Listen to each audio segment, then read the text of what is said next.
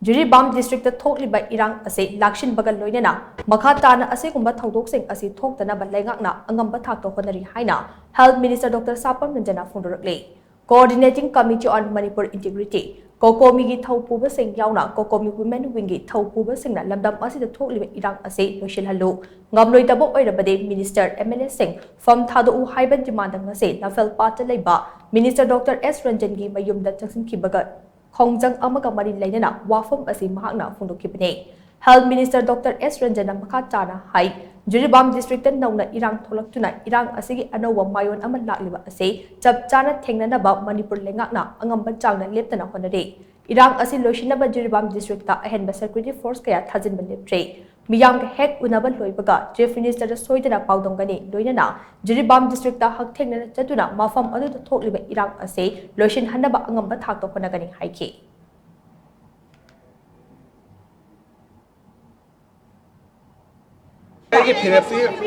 Manipur gidamakta adu kano tawani jiri gi issue se ai hojik jiri khatana te Manipur ngasi kala da sana tawe do saroi na habi khoi tin kale habi kano sara khoi bare haba pressure pi khoi rom pi gani daga oido imai pamba khoi kano pam thadu dom thadu ga loire kano su kano na te maram de paza gi kano ni paza na pamba du khoi na to mani mapi mata oi bagi khoi haibam thopai hara paza na apamba thabak tu ne ba khoi na to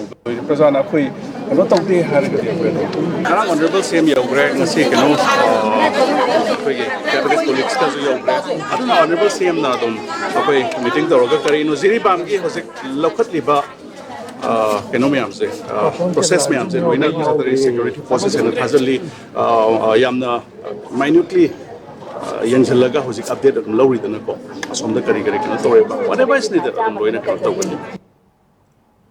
Nakal Amaromda Kokomi Women Wing ko convener RK Sanahanbina hai Manipur da thokliba Irang asin loishinaba thengnabagi mahutta center gi yakai yengduna asum leirabade Manipur asim manglakane Irang asina maram oiraga Manipur asi tumna mangba yabagi fibamda lakle maram aduna Leingak pairiba singna Manipur yauna miyambu kallo Jiribam da hauzik leiriba Irang asi yauna state asida matam sangna thengnaduna lakliba Irang ase mapung fana loishilu haiba demand ngasigi khongjang asi sangsin bane State asina mai hauna chaktuna leiraga Leingak pairiba singna center Leingak semba Prime Minister wasak lobada oina thawai yaushenduna leiriba asin laibak thibane maram aduna Minister MLA singna Chinda khak ngangduna leibagi mahutta Irang asin loishinaba honari haibado thabangna utpiyo madu ngamloidaba oiragana Leingak pairiba khudingmak fam thadokadabani hainasu mahakna makha taki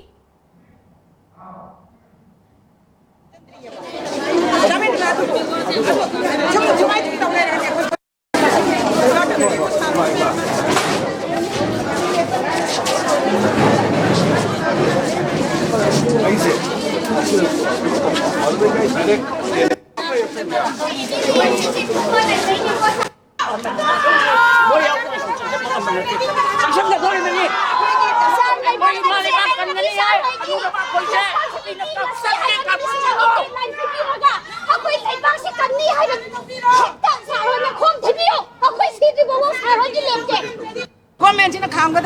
Kamgadra ne legibne du hojiki khamdrabanina makha taba thabak torpada ima sing lingjen do ekoi mitai chanu ekoi ki mitai nupi singje malemda masak tak pada hana de ju khamna lebni hen kala kana chai chu singna ikheng la to ola kana thawai pon tha pi khibdo ekoi chu choidana makoina ngamme makoina ekoi bu ngamna namda sanu ekoi ngamme makoi che chingthana bona kana edu makoina leba ki damakta asingba warep lauraga lepa ki damakta majati ki damakta kunai ki damakta duga aikoi ki ngamkhai kanana ki damakta thongna phana ngasi ki leiri basaka jina honar patar gati ima singchina makoi da pangme ma mating pani kai ma honar traba ngasi aiba ni misida ki makha ta na ngasi no mani ni sida makoi na khoi na hajari ba thokdang khra se makoi na logda ba taraba duai ta gati ima singche Manipur pomba da leiri ba ima singche kokomi da yauk da ba kanam ta leite aduna kokomi ki ima singche masina punjal lakan da lepa miyam ga punna changjel lakan da koi ho che mathang changani